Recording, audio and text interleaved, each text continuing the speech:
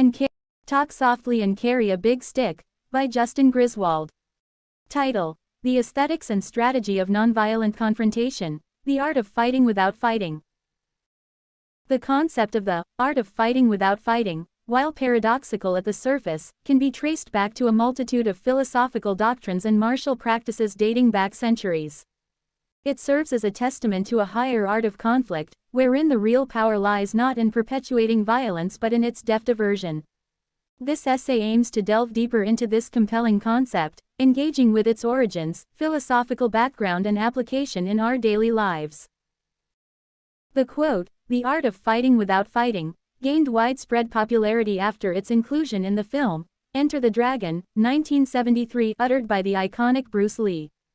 However, the philosophical underpinnings date back significantly further, with roots in Eastern philosophy, primarily within Buddhism, Taoism, and the martial art of Aikido. These philosophies maintain the idea that the most profound victory in any conflict is achieved not through physical warfare but through intellectual adroitness and emotional tranquility. The Buddhist perspective, one of the major sources of this belief, advocates for the idea of ahimsa, or non-violence, as a form of sacred ruling. This idea transcends the realm of the religious and spiritual, extending to our daily lives, promoting respect for all things living and breathing. It is a form of reverence towards life, where violence is perceived as the product of ignorance, misconception and faulty perceptions. Essentially, Buddhism teaches the art of managing the mind, thereby manufacturing an optimally peaceful life experience. Similarly, Taoism, another Eastern philosophy, integrates the same doctrine into its teachings through the concept of Wu Wei, literally translated as non-doing. Wu Wei encourages one to remain in harmony with the natural flow of life, the Tao, rather than resorting to conflict. By applying this to martial scenarios, Wu Wei embodies the art of fighting without fighting, advocating a harmonious existence within nature's reality. The idea is also prevalent in the martial art of Aikido, where the I stands for harmony, Ki for spirit and Do for the path or way. The essence of Aikido rests on using the attacker's force against them and redirecting it rather than confronting it head-on. This principle illustrates the elevation of mental agility over physical power, the art of fighting without fighting. With its philosophical roots and principles established, one may wonder how applicable this art is in the contemporary world fraught with personal, political and social conflicts. It may seem like an incredibly challenging feat to navigate a world often defined by an unyielding ethos of conflict by non-combative means. However, in examining the everyday applications of this concept, we may be astonished at how practical and transformative it can be. At a personal level, this art applies not only in physical encounters but also emotional and psychological conflicts, managing stress, deciphering misunderstandings, and negotiating personal relationships. A confrontational approach to such issues often exacerbates the problem rather than solves it. A recognition and understanding of our emotional responses, coupled with empathetic comprehension of others' viewpoints, can diffuse potential conflicts before they escalate, epitomizing the art of fighting without fighting. The political sphere is another arena where this art resounds with great significance.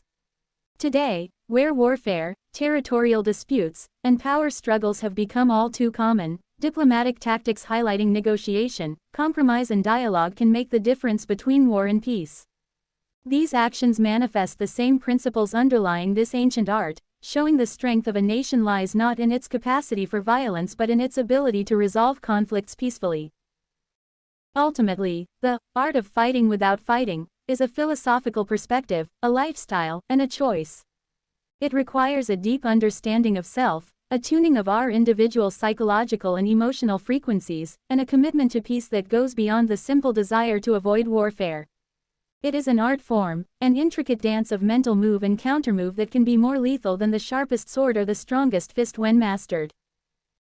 From ancient Eastern philosophies to Bruce Lee's silver screen, the study of fighting without fighting continues to impart profound wisdom about conflict resolution in our modern lives.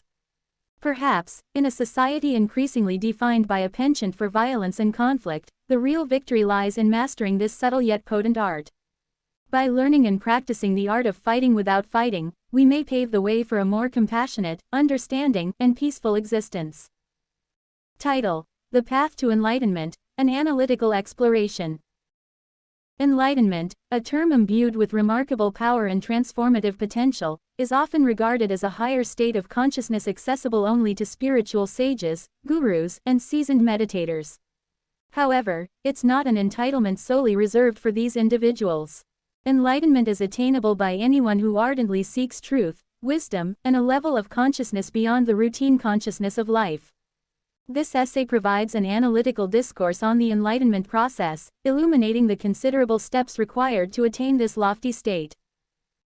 In defining enlightenment, one often stumbles upon a multitude of interpretations, which underscores this concept's complexity. In essence, enlightenment can be envisaged as the proverbial aha moment, wherein one's obfuscated insight into oneself and the world is suddenly clear as daylight. It's an awakening, a keenly profound understanding that transcends conventional physical existence, as individuals perceive and engage with reality on a more profound wavelength. To become enlightened, one must willingly embark on a complex journey, fraught with obstacles yet enriched with growth potential. The first step toward enlightenment could arguably be the recognition and acceptance of its possibility. An open mind and heart are requisite, able to embrace the unseen realms of wisdom and knowledge. This willingness to embark on an uncharted journey towards enlightenment requires an individual to smash existing mental frameworks, thereby enabling a direct, unobstructed connection with the true, unvarnished reality. To achieve enlightenment, one must engage in profound self-discovery, a critical juncture on the path to awakening. The ancient Greek aphorism, "Know thyself," succinctly captures this indispensable aspect of spiritual growth. This self-reflective process necessitates individuals to delve into their psyche, exploring their thoughts, emotions, and actions in an uninhibited, candid manner. The objective here isn't to judge but to simply understand oneself, becoming acutely aware of the thought patterns and beliefs that shape one's identity. Following self-discovery, self-discipline is necessitated to cultivate mindfulness. This Buddhist principle champions maintaining an attentive awareness of reality by consciously focusing on the present moment, indifferent to past regrets and future anxieties. Incorporating mindfulness via practices such as yoga or meditation assists individuals in silencing their minds, allowing them to hone their focus on the present moment. This practice paves the way for an increased sense of peace, clarity, and oneness with existence, igniting the spark that could ultimately lead to enlightenment. Detachment is another pivotal step towards enlightenment. This philosophy is not advocating a disconnection from the world but invites one to experience life without excessive emotional engagement or attachment to the worldly outcomes. This detachment does not mean renouncement but suggests maintaining balance and control over desires while experiencing the world. Encouraging a non-clinging, harmonious approach to life, detachment fosters equanimity, a state essential for progression toward enlightenment. Enlightenment has a profound correlation with cultivating compassion and kindness. Embracing these virtues, individuals learn to recognize shared human experiences, fostering a universal love for all living beings. This practice furthers the dissolution of the ego, the illusory sense of a separate self, which often serves as an impediment on the path to enlightenment. Achieving enlightenment, therefore, necessitates dissolving the ego to encourage an embodied experience of unity and interconnectedness. The journey to enlightenment, while deeply personal and distinct for every individual, is also universal in its core aspects. It's a path traveled inward, toward an increasingly clearer understanding of the self, reality and the cosmos. It advocates questioning, seeking, discovering and going beyond mere acceptance of handed-down truths, encouraging a deep, personal encounter with the ultimate reality. This phenomenal journey, replete with opportunities for growth, culminates in a state of enlightenment. Reaching this pinnacle of spiritual evolution, individuals discover an elevated realm of consciousness, marked by peace, wisdom and a crystalline perception of reality. It's rightfully said that enlightenment is not a destination but a way of being. It is a state of continually unfolding awareness that opens up new vistas of perception and understanding. Though the path might seem arduous, every seemingly small step taken on this journey yields tremendous spiritual growth, patiently guiding seekers towards the radiant ray of enlightenment. Undeniably, a path to enlightenment might seem daunting and even elusive. The journey demands unwavering perseverance, dedication, and openness. However, walking on this path, individuals unravel an enlightened perspective, offering profound wisdom, unmatched peace, heightened consciousness, and an enriched understanding of life's grand tapestry. It transforms individuals' perception, fostering a life lived with immense awareness and understanding, offering a taste of the ultimate reality, otherwise known as enlightenment.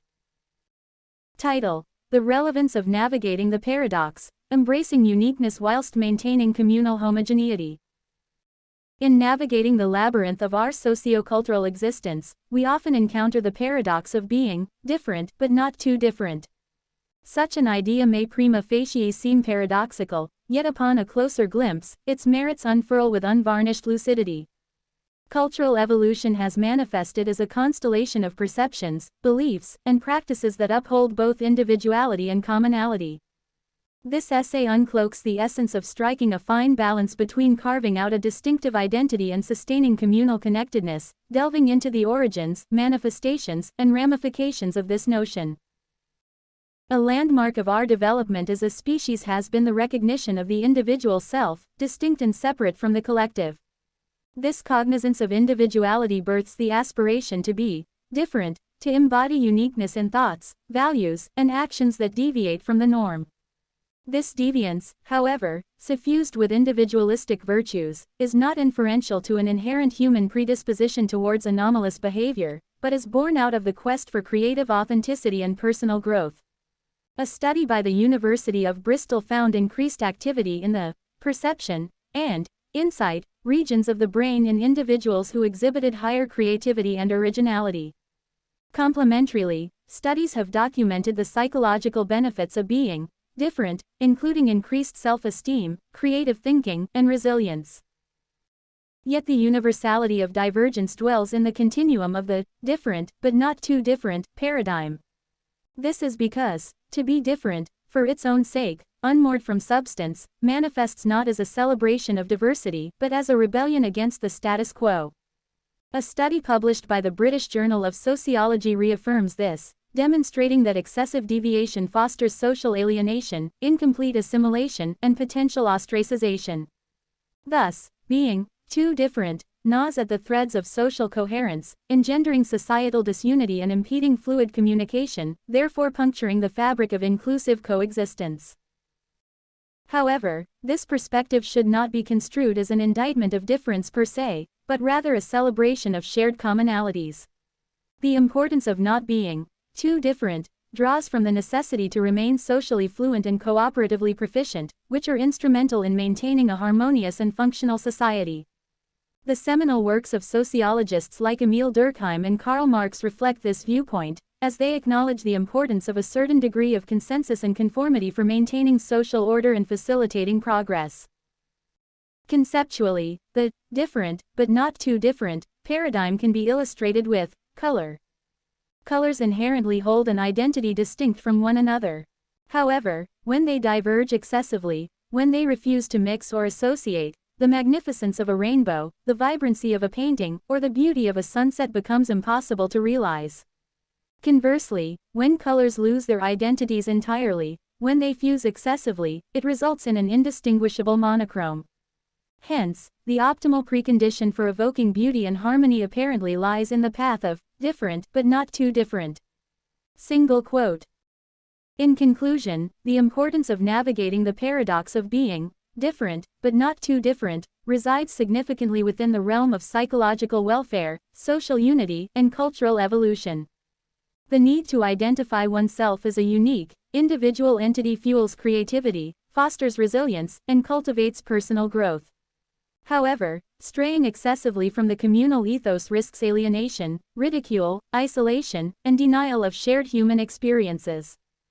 Consequently, the formula for societal well-being and progressive harmony seems to hinge on tempering uniqueness with the prudent cognizance of commonality and mutual sensitivity towards shared concepts and ideologies. The different, but not too different, paradigm is not an inherent contradiction, but instead, a sophisticated social stratagem that facilitates unison in diversity. As humans continue to understand and appreciate this paradoxical phenomenon, the potency for wholesome human evolution and harmonious mankind persists. Thus, the narrative dialectically maneuvers between the vitality of individualism and the necessities of communal harmony, harmonizing the multitudes of being human, a paradox certainly worth exploring. Title: Building Rapport, The Power of Matching and Mirroring. Introduction. The establishment of a strong rapport has always been a crucial element in effective human interactions. It is the engine that drives successful relationships between people, whether it is in business, social interactions, or education. Comprehending how to build and maintain rapport is an indispensable skill, because it fosters an environment of respect, trust, and positivity.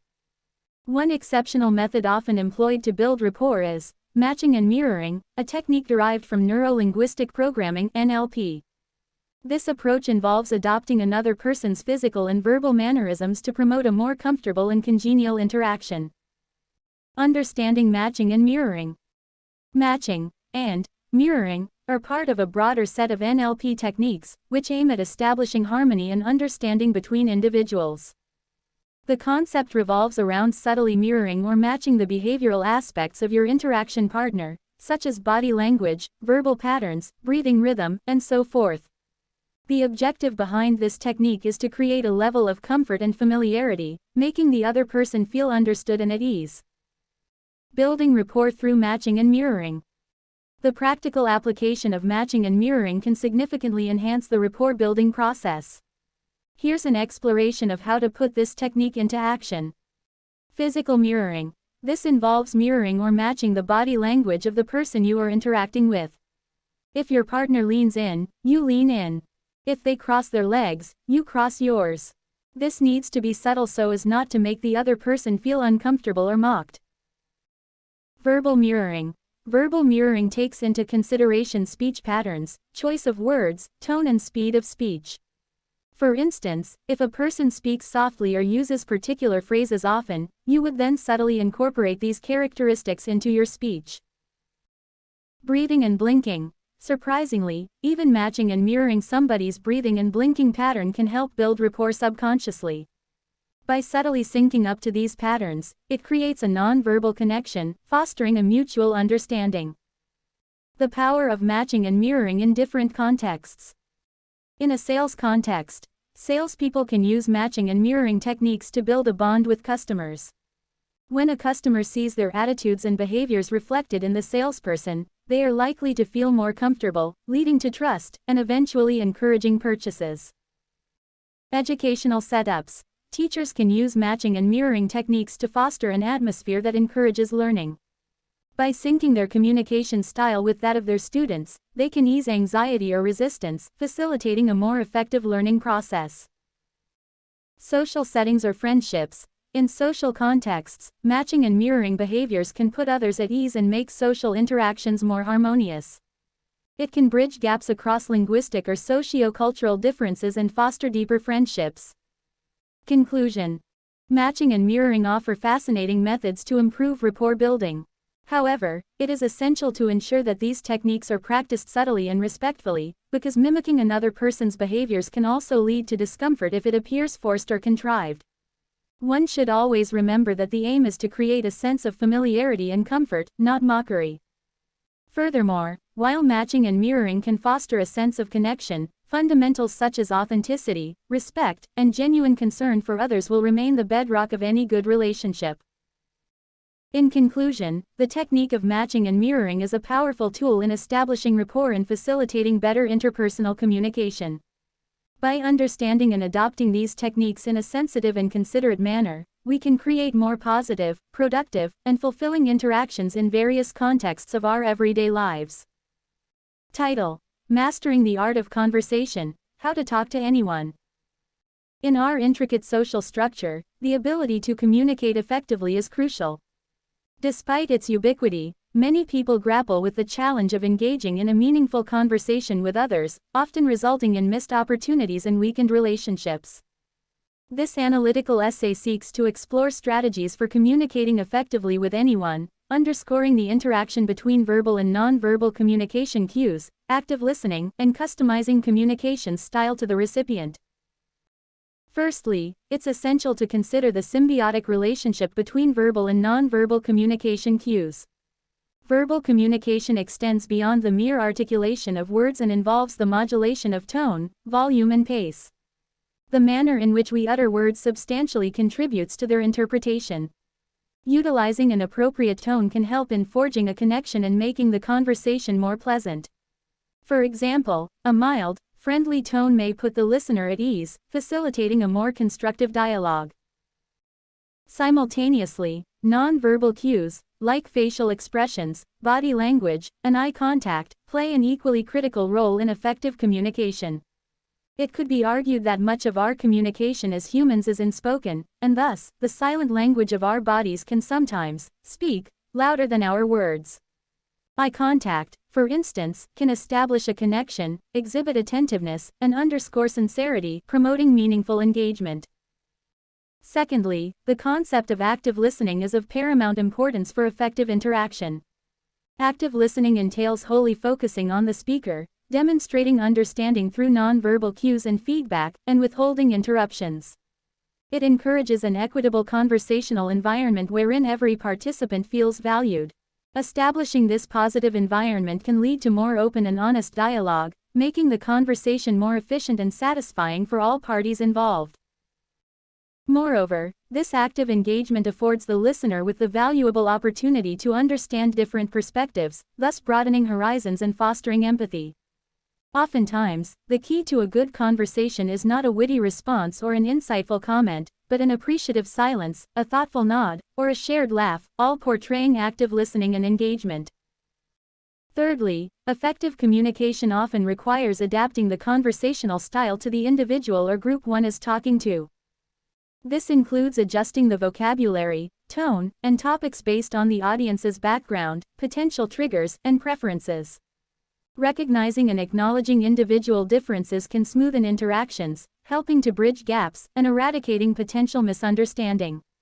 For instance, a conversation with a child would likely involve simplified vocabulary and more captivating storytelling, while a discussion with a colleague may require professional jargon and a more serious tone. The self-awareness of one's communication style and the ability to adjust it based on the recipient is a marker of emotional intelligence. Possessing a high level of emotional intelligence fosters healthier and more reliable relationships, as it facilitates increased interpersonal understanding, reducing the likelihood of unintentional offense or miscommunication. In conclusion, our ability to talk to anyone involves understanding and employing effective verbal and nonverbal cues, engaging in active listening, and tailoring our communication to the recipient. These elements, when combined, provide individuals with the essential toolkit to navigate any social interaction smoothly, nurturing personal and professional relationships while fostering enhanced mutual comprehension and respect.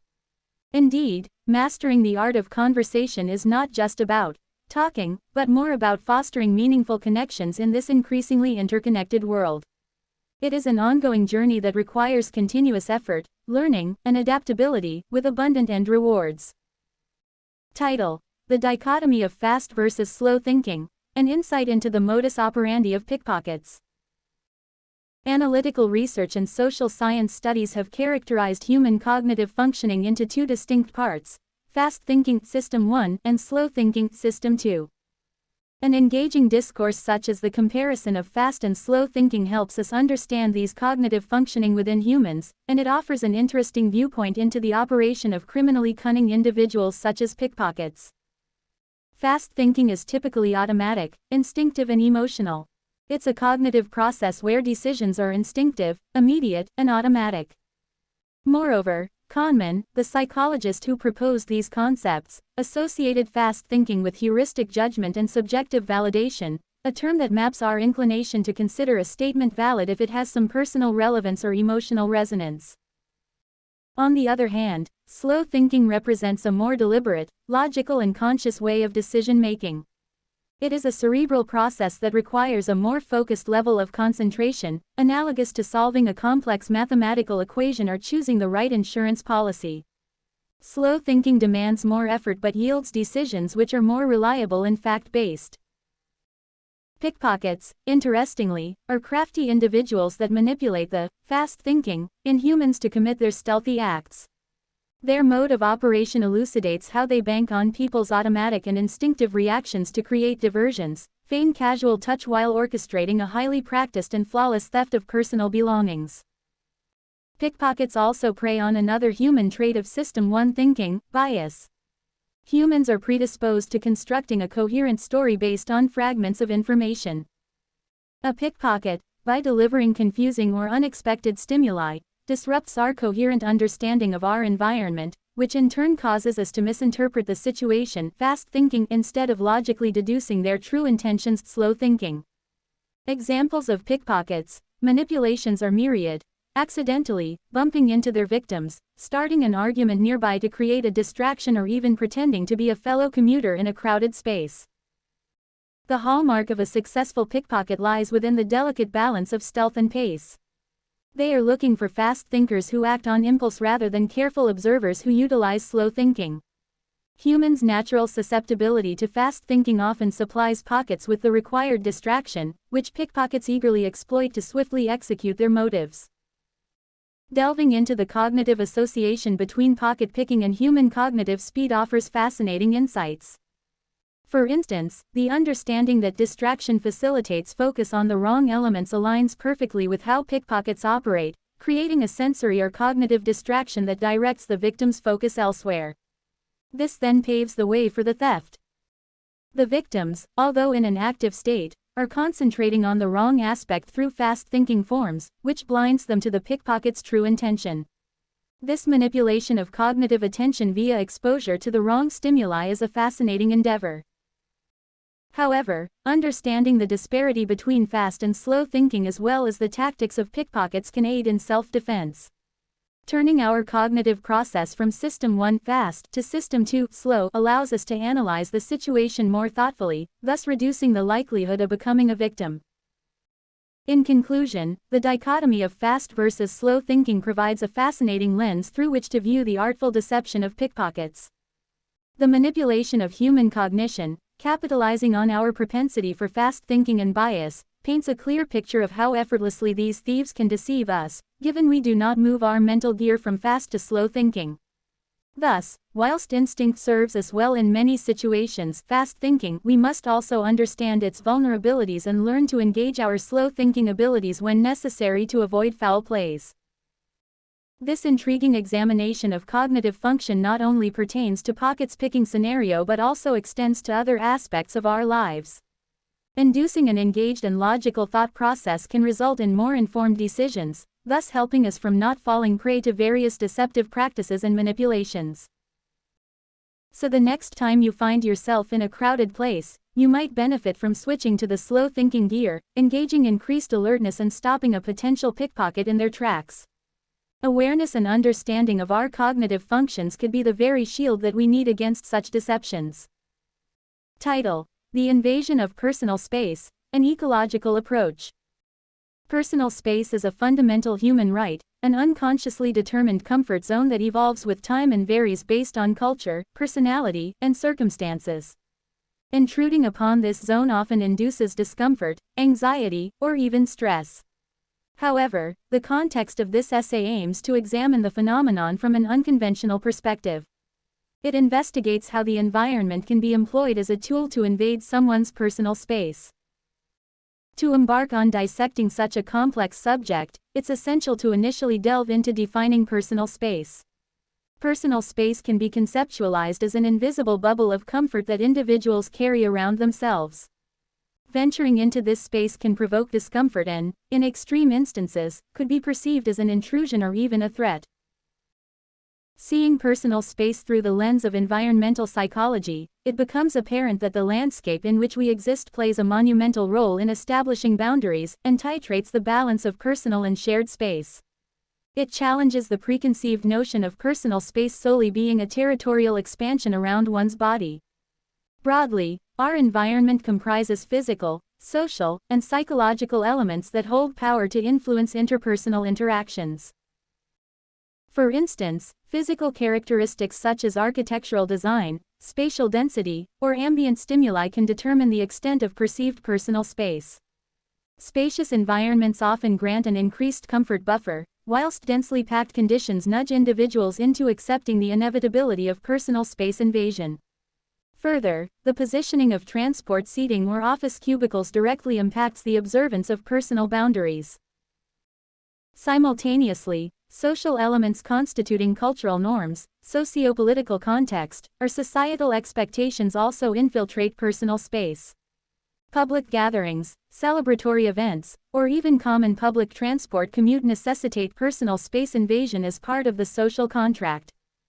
A simple greeting gesture in Western countries typically involves a handshake, bringing individuals into one another's personal space, whereas, in Japan, the traditional greeting is a bow, which respects personal boundaries.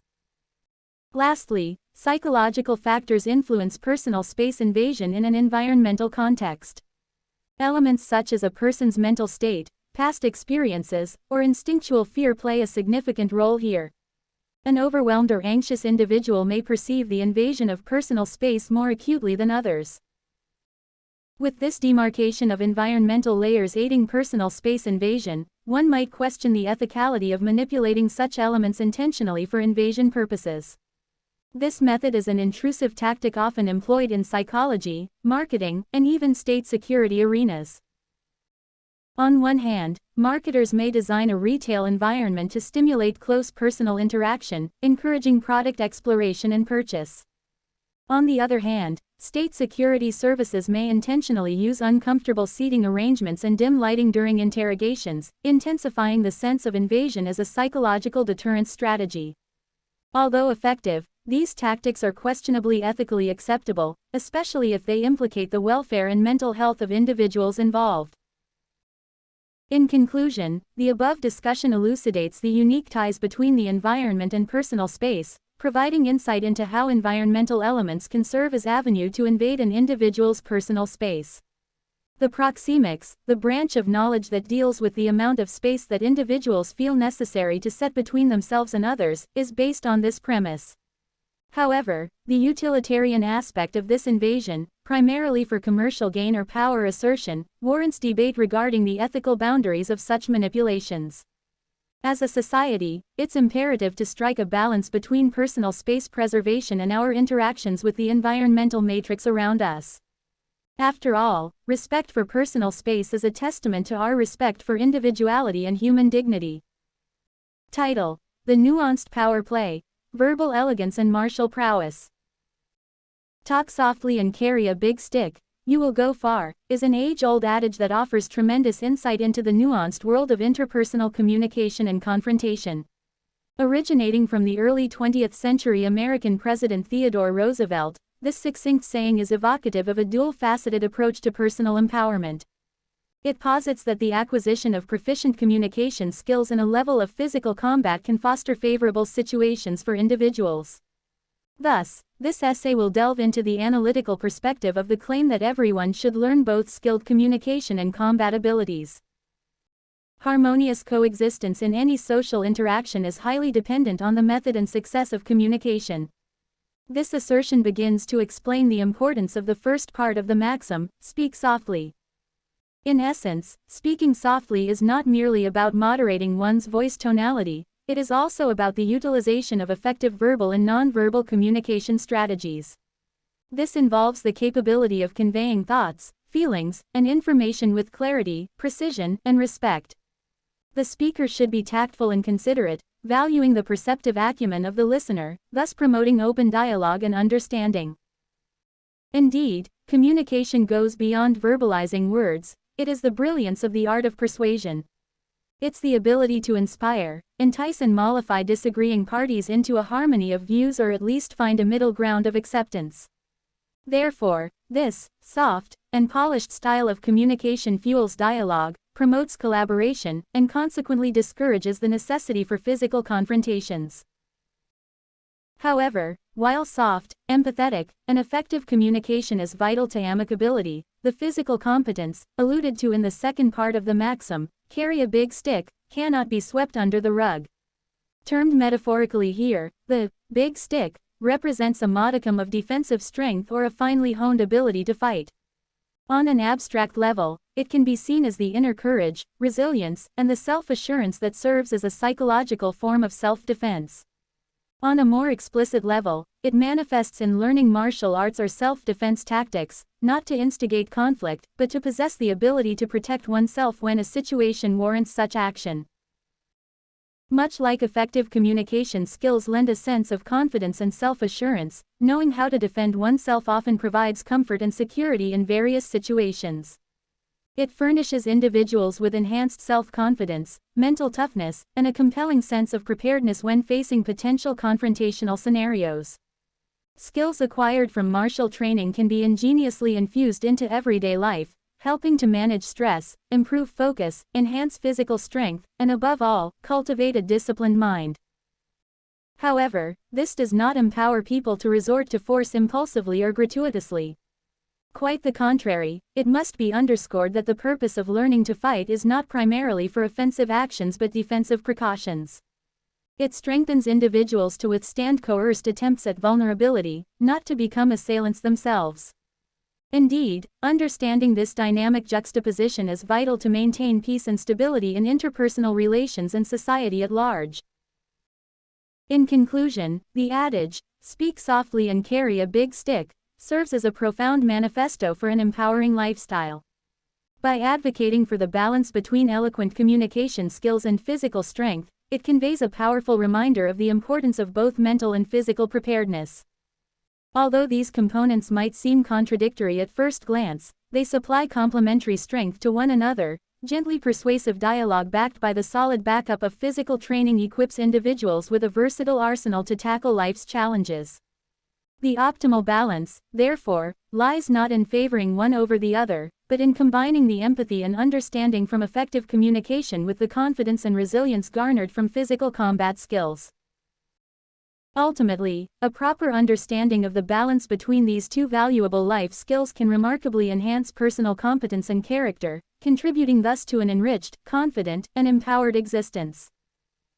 Title: Mastering Sales Through Strategic Questions. A critical analysis of sales tie-downs and closing techniques. The contemporary business environment is fierce, competitive, and is teeming with savvy customers. Therefore, the art of converting potential customers into clients requires more than a rehearsed sales pitch. It demands mastery in the strategic use of questions, the manipulation of sales tie-downs, and the clever use of closing techniques. This paper intends to offer a scathing analysis of these sales techniques, in order to help potential salespeople control their sales conversation, tie the customer down to positive responses, and close sales seamlessly. To start, controlling a sales conversation involves the strategic use of questions. Questions are undeniably potent weapons in a salesperson's arsenal because they allow control in guiding the conversation according to the seller's needs. A salesperson should employ open-ended questions, those that do not elicit a definite yes or no responses. By leaving room for the customer to elucidate on their views, a salesperson can glean insights into their needs and concurrently affirm their value addition to the customer's life. Further, questions should be purposeful, aimed at unearthing the client's interests, challenges, and aspirations. The knowledge of customer wants and needs enables salespeople to align their offerings with these needs, creating an indispensable connection, thus optimizing their chance of closing a sale. Control via questions extends beyond being the interrogator but requires active listening. This implies not just hearing the customer's words, but understanding the feelings behind them and reacting appropriately. Building an air of trust and rapport allows the seller to navigate the conversation without appearing manipulative or coercive, a major turn-off to potential clients. The use of sales tie-downs is another potent weapon in a salesperson's arsenal. Essentially, these are techniques that are used to simulate a yes response from the potential buyer. The rationale behind this strategy is to establish a cycle of affirmation that could culminate in the buyer's subliminal desire to affirm the final consummate yes, making a purchase. These phrases include tag questions like, wouldn't it?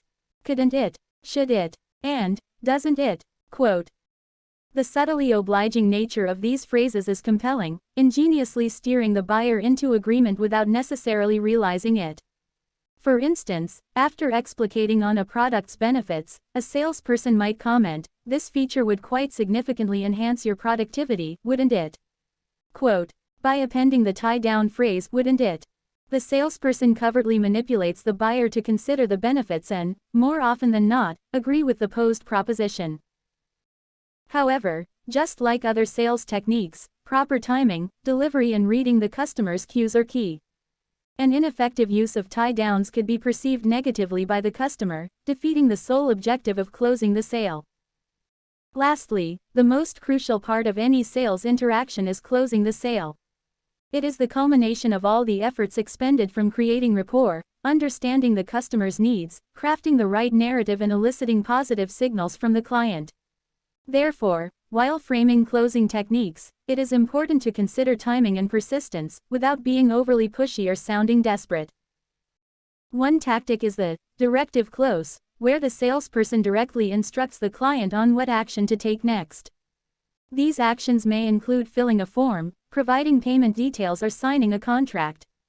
However, one needs to judge the customer's mood correctly before using this technique. Another tactic is the summary close. In this case, the salesperson restates the benefits of the product or service, emphasizing how they align with the customer's wants or needs. It provides an opportunity to remind the customer of why making the purchase would be the right decision for them.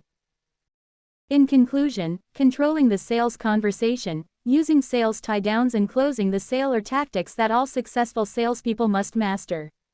They are not only techniques but an art form that needs to be refined continuously. By understanding and implementing these strategies appropriately, one can drive sales success, convert potential leads into clients, and significantly contribute to a thriving business. Title: The Benefits of Instilling Extreme Ownership in the Workplace. Introduction.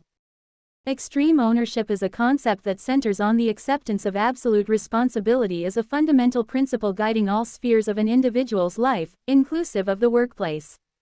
This theory was popularized by two former U.S. Navy SEALs, Jocko Willink and Leif Babin, in their book of the same name. Though the term might sound somewhat aggressive, it embodies a mindset of utmost responsibility, fueled by the belief that leaders and team members should be entirely accountable for both the successes and failures within their operational ambit. By embracing an approach of extreme ownership, personnel sidesteps the culture of blame and instead, directly participate in rectifying problems and enhancing efficiency. This essay aims to critically examine the benefits of instilling the doctrine of extreme ownership within a work environment. Understanding extreme ownership. Before delving into the benefits of extreme ownership, it is essential to understand what it entails. The concept calls for individuals to see beyond their sphere of influence, irrespective of their position, and exercise ownership in overseeing the full completion of tasks. Whether it's their direct responsibility or not, this has the profound effect of embedding a sense of accountability within each team member, fostering a non-fragmented and unified approach towards achieving common goals. Benefits of extreme ownership in the workplace. 1. Improvement in professional competency. Extreme ownership compels individuals to improve their knowledge and skills continuously. As the concept fosters self-sufficiency, team members strive to amplify their professional competencies, not only to sustain their roles but to enhance their output significantly. 2. Enhanced problem solving. Traditional work settings often tend to create departmental silos, causing friction and hindering problem solving. Extreme ownership fosters seamless collaboration and proactive action, eliminating departmental boundaries and enabling teams to resolve issues more efficiently. 3. Mitigation of blame culture. The entrenched culture of blame is a significant obstacle in many workplaces. By encouraging extreme ownership, organizations eliminate the culture of pointing fingers, and instead breed a culture of shared responsibility. In this environment, team members own their mistakes, learn from them, and take necessary corrective actions, rather than deflecting blame onto others. 4. Fostered unity and collaboration. Extreme ownership brings about a sense of camaraderie and unity among team members. It encourages collaboration, as each individual is equally involved and responsible for the overall success of group projects. 5. Transformational leadership. The principles of extreme ownership can significantly transform leadership patterns within an organization. Leaders who embody this mindset are seen as more credible and trustworthy, fostering an environment of respect and mutual growth. Conclusion. Extreme ownership is a substantial asset in the corporate world. Although it requires various behavioral modifications and a concerted effort from both employees and leadership, the series of advantages it offers far outweigh the initial challenges. Extreme ownership inspires better collaboration, mitigates blame culture, enhances problem-solving effectiveness, and fosters unity and transformational leadership. Consequently, instilling this principle in the workplace can significantly improve an organization's productivity and competence, making it utterly indispensable. While the concept may seem daunting to incorporate, it should be remembered that the intent of extreme ownership is not to burden employees with excessive responsibilities. Instead, it aims to empower them, to allow individuals to reach their full potential through self-improvement and teamwork. In articulating every member's accountability towards collective success, businesses stand to gain considerably from nurturing an ethos of extreme ownership in their workplace. Title: Transmuting Trials into Triumphs, Making Fun of Tasks We Dread. While trudging through the arduous journey of life, invariably, we are frequently confronted with tasks that we would rather skirt. This could be anything from household chores, to arduous office tasks, to monotonous academic assignments, or even daunting physical exercise. The question that looms ahead is, how does one transform these seemingly unappealing duties into engaging, enjoyable activities? This essay will delve into the theory and methodology of converting these loathsome labors into fun-filled forays and demonstrate that it is not only feasible, but also remarkably beneficial. The first avenue we venture down is the understanding of our psychological responses to certain tasks. Consequently, it is integral to acknowledge that our aversion to these unpleasant duties often stem from our innate desire to seek pleasure and avoid pain, a principle otherwise known as the pleasure principle, discovered by the famed psychologist Sigmund Freud. If we perceive a task as challenging or uninteresting, the natural response is to postpone or avoid it altogether. Thus, the first step towards making a task enjoyable involves changing our perception towards it. Altering the perspective towards these dreaded tasks can be accomplished through a practice often referred to as gamification. This involves the application of game design elements and principles in non-game contexts, thereby making the task seem more appealing. An individual can turn the boring task of completing a text report into a thrilling hunt for information, where each piece of data becomes a clue leading to the final outcome. This approach not only makes the task fun but also encourages engagement and boosts motivation. Another method capable of transforming our perspective towards unwanted tasks is the practice of mindfulness. By focusing entirely on the task, we can find joy and fascination in the most mundane activities. Washing dishes, for instance, often perceived as a tedium, can emerge as a soothing process if we pay close attention to the sensation of warm water and soap suds against our skin, fun bubbles popping, and the gleaming finish on clean dishes. Through mindfulness, any task can morph from mundane to mesmerizing, and the sense of satisfaction upon completion is purely reward enough. A complementary strategy of making a task pleasurable involves incorporating something we already enjoy into the task, a practice often termed as bundling of enjoyment. Watching a favorite televisual show while exercising is a prime example where the positivity derived from one activity reduces the strain felt from another. Similarly, listening to our favorite tune while cleaning can make us lose ourselves in the music, thereby transforming what was a chore into a choreographed dance of sorts, a harmonious symphony of productivity and pleasure. Additionally, setting personal goals and rewarding oneself upon accomplishing these objectives is another effective tactic to make tasks enjoyable. On completing a lengthy research paper, treating oneself to a favorite dessert or a desired break effectively associates pleasure with a task previously dreaded. Rewards not only provokes excitement but also instills a sense of achievement, making the task worth looking forward to. Whilst all these methods may indeed render a task enjoyable, it is also imperative to acknowledge the underlying importance of these chores. The seemingly tedious household tasks, for instance, maintain a clean living environment conducive to mental well-being. The daunting office tasks contribute to personal growth and career progression. Recognizing the benefits of these tasks aids in developing an innate desire to complete them, thus inherently making them fun.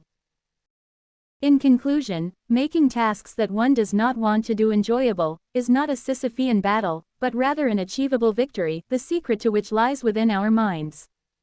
A blend of altered perceptions, mindfulness, bundling of enjoyment, goal setting, and an authentic understanding of the importance of tasks can make the uninteresting exciting, the mundane intriguing, and the boring fun. By embodying a positive mental attitude and employing these methods, we can indeed make a merry dance out of seemingly unbearable burdens. Title: The Power of Preparedness, a Study on Courage and Contingency. Stemming from an anonymous yet insightful adage, "Never scared if you're prepared," this essay provides an in-depth analysis of the integral role preparation plays in dispelling fear and bolstering courage. It navigates an intricate web of psychological conditioning, personal growth, and eventual triumph over fear through readiness and anticipation.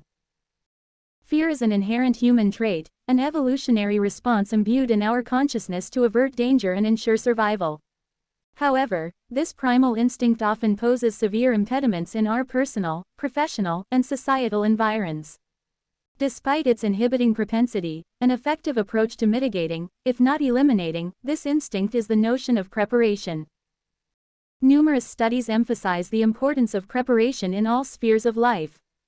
These range from the rudimentary act of studying for exams to complex processes such as contingency planning in vast business or governmental schemes. Often overlooked, preparation is an art honed by those looking to transcend fear and foster self-development. It is the unseen fulcrum on which the scales of success and failure decisively tilt. Given that the potentials for success lie within readiness, it is imperative to analyze two key areas. Firstly, the mental conditioning that preparation breeds, and subsequently, the resilience and growth attained through preparedness. The process of preparation is as vital as the eventual output. It involves dedicated research, accurate analysis, and meticulous strategizing. In the same vein, it conditions the psyche to anticipate possible obstacles and devise effective means to surmount them. This deterministic conditioning effectively curbs fear, which is often a product of the unknown. Foreknowledge through preparation demystifies fear, fostering a sense of security and courage, the prerequisite for any venture's success. Additionally, preparation provides the added advantage of adaptability. Unforeseen circumstances often breed chaos due to the lack of psychological and material readiness to counteract them. Preparedness does not merely put one in the driver's seat of circumvention but allows for the swiftness of adaptation to evolving conditions. It encourages individuals to let go of rigid ideas and methodologies in favor of flexible strategies, built around predicted parameters yet adaptable to sudden changes. An example of this interplay between fear and preparedness can be observed within academia. Students often approach examinations with a sense of dread and apprehension. These feelings arise from the imminent uncertainty associated with their performance. However, when these same individuals prioritize thorough preparation, their fear reduces substantially, and in some cases, disappears entirely. This transformation sees their confidence levels augment, leading to notable performance improvements. In the business world, this principle plays out equally. Companies that invest time and resources into exhaustive research, effective planning and comprehensive disaster management are the ones who brave market uncertainties. They tend to maintain steady growth, no matter how tumultuous the economic tides. Unfortunately, in our quest for instant gratification, the importance of preparation and consequent courage is easily forgotten. We seek magic bullets to eliminate our fears and achieve success. In doing so, we overlook the more sustainable path of readiness and anticipation. This reflection on preparation and the subsequent courage it generates emphasizes the fundamental importance of readiness in overcoming fear. Fear is a shared human experience, yet, it is the acts of preparation that differentiates the crippled from the bold, the unsuccessful from the successful. In conclusion, our fears will not dissipate magically or immediately. The courage required to conquer them isn't latent, waiting to emerge at will. Instead, it is born through meticulous preparation, the ability to preemptively confront the shadows of our fear while being adaptable to the unexpected. As echoed in the well-established aphorism, every individual would indeed be, never scared if prepared. Single quote. And so, it is vital to shun the alluring shortcuts, embrace the power of preparation, and gain the valor to face our fears. The cumulative strength and wisdom gained from diligent readiness will not only eradicate our inherent fears but will unlock potential and pathways to success, enabling an effective propensity for growth and an unabashed exploration of life without fear. Title: Utilizing Neuro-Linguistic Programming (NLP) to Overcome Fear, the Power of Preparedness. Fear, a potent and universal human emotion, inevitably impacts our daily actions, long-term plans and overall quality of life. The manifestations of our fears vary considerably, ranging from momentary anxiety-inducing incidents to deep-rooted fear-triggering situations that may lead us to substantial distress, or even paralysis. Nevertheless, fear can be reframed as an opportunity for personal growth and self-improvement. One transformative tool that has gained popularity to conquer such fears is Neuro-Linguistic Programming (NLP). This essay will delineate on the concept and applications of NLP, and elaborate on how it can be harnessed to overcome fear. Neuro-linguistic programming was firstly conceived in the 1970s by Richard Bandler and John Grinder. NLP incorporates insights from various areas such as psychology, neurology, and linguistics, seeking to decipher and transform the human thinking and behavioral patterns. The underlying dictum of NLP is based on the premise: the map is not the territory, suggesting that our perception of reality is a subjective representation rather than an objective truth. Thus, by transforming our perspectives, we can alter our responses and often, the outcomes of scenarios that incite fear. Fear, for our survival as a species, is a crucial emotion. It operates as our internal alert system, prodding us to prepare or escape from perceived threats. Despite its positive intent, it can turn into our enemy when it becomes chronic or disproportionate to the threat in hand. Often, what we fear exists only in our minds, a result of negative programming over time. When individuals live in constant fear, it triggers a detrimental impact on their mental and physical well-being. To illustrate the power of NLP to overcome fear, we can acknowledge the quote, "You're never scared if you're prepared." This simple statement highlights the innate strength of preparedness as a mechanism to combat fear. Neuro-linguistic programming, by changing our internal dialogue and perceptions, prepares us to face the challenges and threats, effectively mitigating our fear response. The first step in using NLP to navigate fear is to understand and verbalize the fear. Fear is often nebulous, but when we give it a voice, it tends to lose its power. Following this, NLP practitioners can use techniques like anchoring, where you associate a non-threatening stimulus to induce a positive emotional response that can help mitigate fear. This process is similar to conditioning responses in Pavlov's experiments. Another method is reframing, which is about altering the underlying assumptions or interpretations about an event to change our emotional responses. It proposes that when we alter our cognitive frame, it can shift our emotional reactions. For instance, public speaking is a common fear for many. By using reframing, one could see this daunting task as an opportunity to share knowledge and connect with others, thereby altering the fear response. NLP also promotes visualization, viewing it as a robust tool for overcoming fear. This derives from the sports psychology realm, where athletes employ vivid, multi-sensory visualizations to prepare for their competitions. Through visualizing success vividly, our minds can be tricked into believing the event has been successfully experienced, thus significantly reducing fear. Further to these techniques, NLP promotes self-talk and positive affirmations. Often our fear stems from negative programming implemented by ourselves through our internal dialogue. By altering this dialogue to a more positive, encouraging tone, we can reprogram our minds to reduce fear. In conclusion, neuro-linguistic programming offers a wealth of techniques and strategies, which can aid individuals to face and conquer their fears effectively. It embodies the preparation mentioned in the quote, "You're never scared if you're prepared." The essence of NLP, therefore, hinges on changing our narrative and perception of fear, thus paving the way for a courageous, fear-free existence. While it may not entirely eliminate fear, it indeed provides us with a blueprint to navigate through it, overcome it, and as a result, enhance our lives. Therefore, it is evident that NLP, through its multifarious techniques rooted in neuropsychology and behavioral science, can be a powerful ally in the face of fear. Title: Exploration of the Law of Reciprocity in Human Society. Introduction. The law of reciprocity has garnered significant attention within social science disciplines, psychology, economics, and international relations alike. In essence, it is a social norm that involves a shown pattern of behavior whereby an action instigated from one side tends to produce a response of a similar kind from the other.